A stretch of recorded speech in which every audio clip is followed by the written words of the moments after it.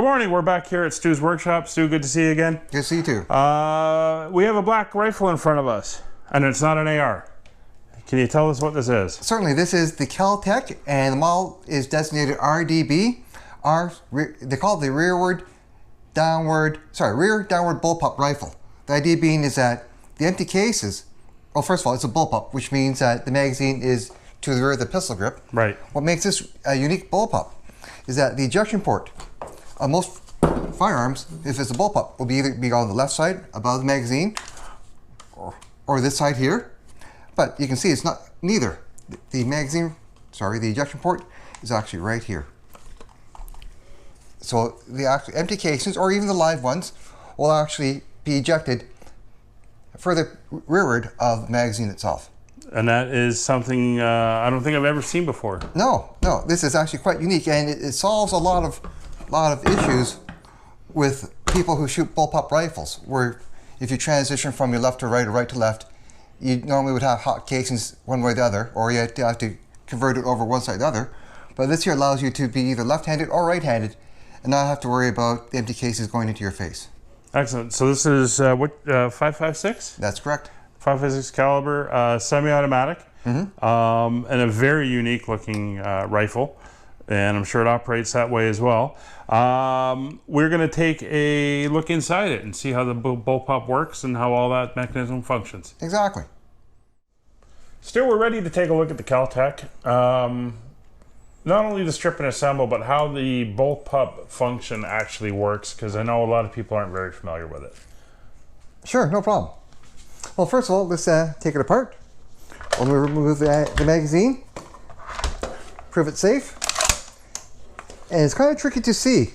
So the breech face is right along here, so you have to look in at an angle. But once she's deemed clear, action forward, and we can squeeze the trigger, and we can now take her apart.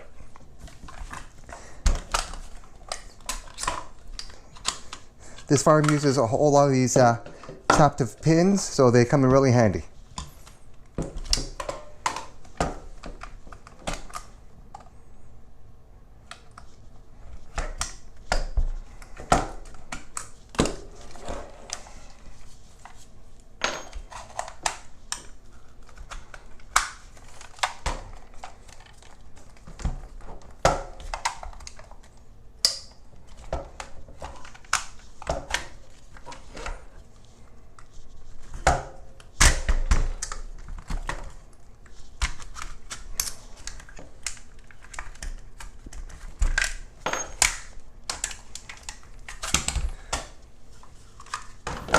Okay, so you basically have here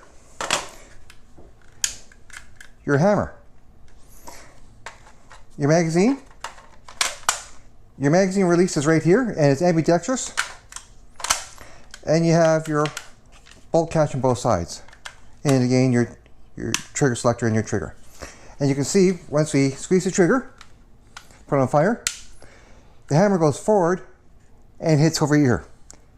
And when the action goes back, the hammer clears your ejection port area here, and that's where your empty rounds will actually drop, and your live rounds drop to the rear.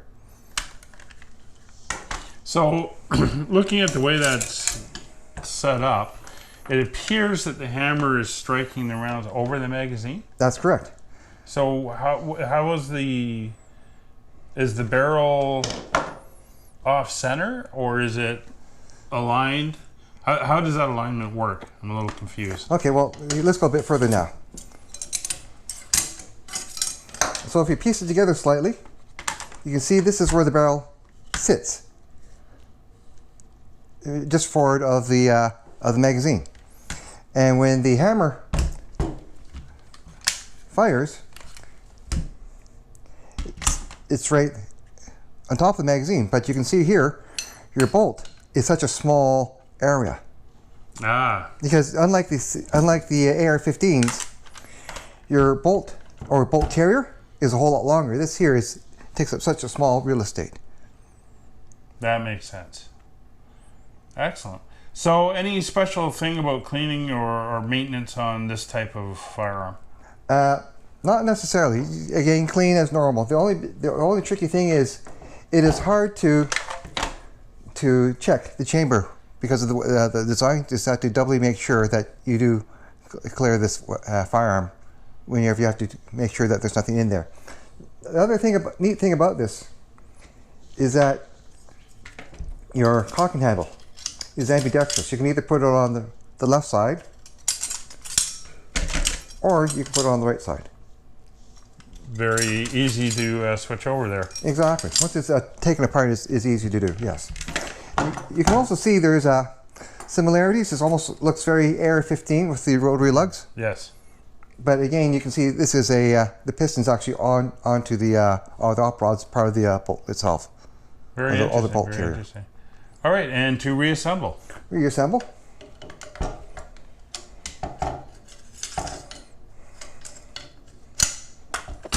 You just got to make sure your cocking handle's in place. Orientate your bolt in there so that into the barrel extension.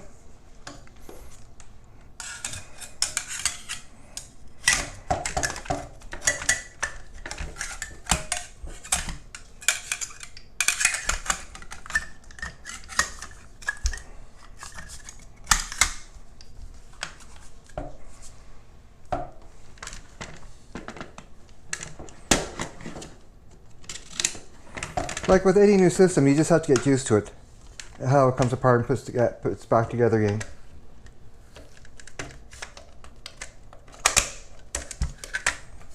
So, how do you enjoy shooting a bullpup as compared to a conventional rifle?